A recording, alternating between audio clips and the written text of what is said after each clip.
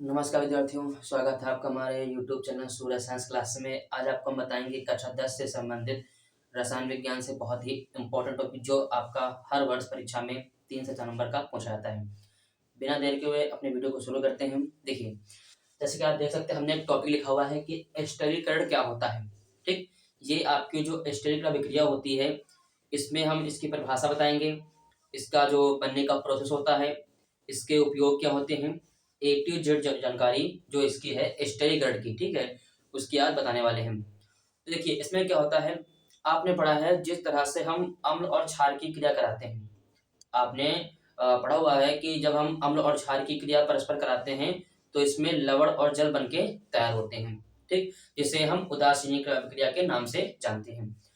हमारा जो स्टेरीकरण होता है, इसमें क्या होता है, जब हम अम्लों और एल्कोहलों की क्रिया कराते हैं, जब हम अम्लों और एल्कोहलों की अभिक्रिया परस्पर कराते हैं तो हमें एस्टर और जल प्राप्त होते हैं। इस अभिक्रिया को जिसमें एस्टर बनते हैं, जिस अभिक्रिया में एस्टर बन रहे होते हैं, ठीक है, उस अभिक्रिया को स्टेरीकरण के नाम से जानते हैं। दोबारा बता दें, जिस तरह से अम्ल और क्षार की क्रिया कराने पर लवण तथा जल बनते हैं, उसी तरह से अम्लों और एल्कोहलों की अभिक्रिया से परस्पर एस्टर तथा जल बनते हैं, जिस अभिक्रिया को हम लोग स्टेरिक के नाम से जानते हैं। ठीक, तो इसकी डेफिनेशन क्या होगी, हम यहाँ लिख देते हैं। लिखिए यहाँ पर परिभाषा लिखेंगे, जिस तरह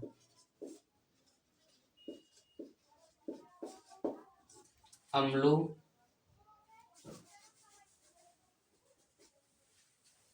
जिस तरह अम्ल तथा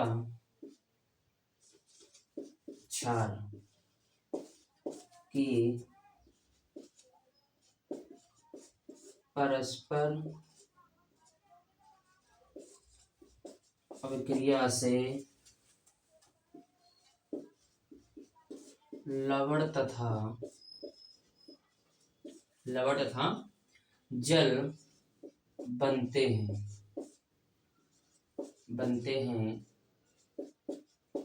उसी तथा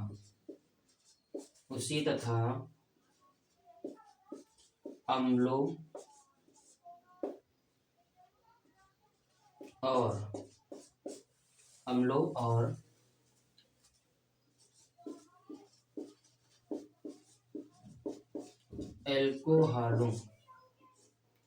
एल्कोहलों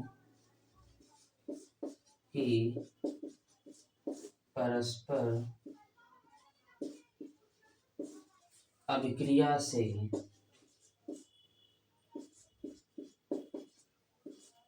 एस्टर तथा जल बनते हैं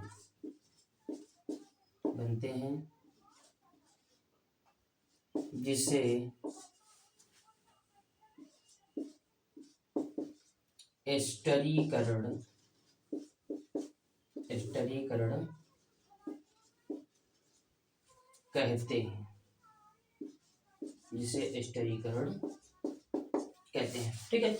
ये हमारी परिभाषा हो जाएगी कि जिस तरह से अम्ल और क्षार क्रिया से परस्पर आपका लवण और जल बनते हैं, उसी तरह से हम अम्लों और एल्कोहल की क्रिया परस्पर कराते हैं तो हमें एस्टर और जल प्राप्त होते हैं, जिस अभिक्रिया को हम लोग स्टेरीकरण के नाम से जानते हैं। इसका रिएक्शन क्या होता है, हम यहाँ देते हैं, तो हमारा हो जाएगा CH3COOH प्लस C2H5OH।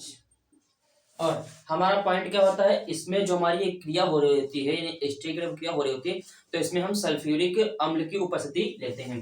तो यहाँ हम लिख सकते हैं H2SO4, ठीक है। तो हमारा यहाँ बनके तैयार हो जाएगा एथिल एसीटेट प्लस हमारा जल, ठीक है। इसका नाम हमारा क्या है,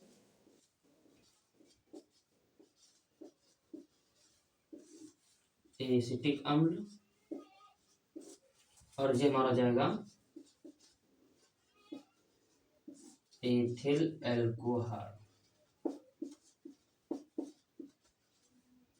एथिल अल्कोहल, ठीक है। ये हमारा हो जाएगा एस्टर, एस्टर हो जाएगा, ये हमारा हो जाएगा, ठीक।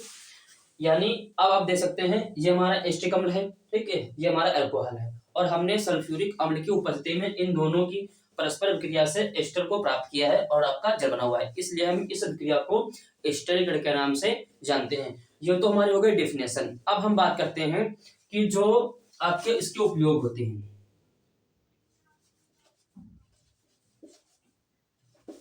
उपयोग, तो इसका उपयोग होता है point number 1,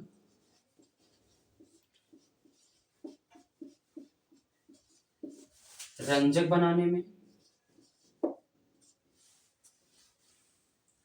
point number 2, rubber के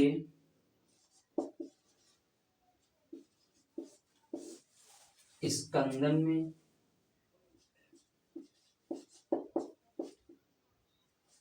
पॉइंट नंबर 3, इत्र बनाने में, पॉइंट नंबर 4,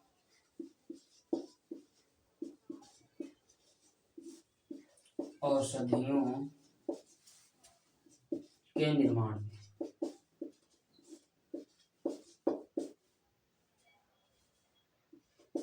ठीक, ये हमारा इसके कुछ उपयोग होते हैं, यानी इनका हम यूज कहाँ पर करते हैं, उपयोग कहाँ पर करते हैं। देखिए होता क्या है, जो हमारा एस्टर होता है ये आपका सुगंधित होता है, और सुगंधित होने के वजह से इसका उपयोग हम लोग इत्र बनाने में करते हैं, रबर के स्कंदन में करते हैं, इत्र और रंजक के निर्माण करते हैं, औषधियों के निर्माण करते हैं। ठीक, कुछ ऐसे और उपयोग होते हैं। इसका उपयोग जो होता है एक कारक के रूप में करते हैं। ठीक है, अभी कारक यानी कि आपका जो स्वाद उत्पन्न करने वाले, ठीक है, कारक होते हैं, उसके रूप में भी हम इस एस्टर का निर्माण या इसका उपयोग करते हैं। ठीक है, तो आज का हमारा टॉपिक हो जाएगा कि एस्टरीकरण किसे कहते हैं, हमारी जो परिभाषा है, इसका जो आपका ये रिएक्शन लिखा हुआ है, ठीक है, उसके बाद इनका जो उपयोग होता है। ठीक, तो हमारा आज का टॉपिक क्लियर होता है, एस्टरीकरण किसे कहते हैं। ठीक है, जिसमें हम लोग क्या करते हैं, जिसमें हम लोग अम्लों और अल्कोहलों की विक्रिया से परस्पर एस्टर और जल को प्राप्त करते हैं। ये हमारी आज की रिएक्शन हो जाएगी। ठीक है, और जो आपका ये होता है, इसका जो रिएक्शन होता है, इसमें हम सल्फ्यूरिक एसिड की, ठीक है, उपस्थिति लेते हैं। ठीक, उसके बाद हमारा हो जाएगा डिफिनेशन और इसका रिएक्शन हो जाएगा। इसका उपयोग कहाँ पे होता है, रंजक के निर्माण में होता है, ठीक है, रबड़ के स्कंदन में होता है, इत्र बनाने में होता है, औषधियों के निर्माण में होता है। ठीक है, अन्य जगह भी इसका उपयोग आपका होता है। ठीक है, तो हम आदि करके इसको ले सकते हैं। ठीक, आज के लिए हमारा इतना ही टॉपिक है। ठीक, मिलते हैं अगली वीडियो में। ठीक है, और यदि हमारे चैनल पे आप लोग नए हैं तो हमारे चैनल को लाइक, सब्सक्राइब और कमेंट बॉक्स में कमेंट जरूर करें। मिलते हैं नेक्स्ट वीडियो में, तब तक के लिए जय हिंद, जय भारत।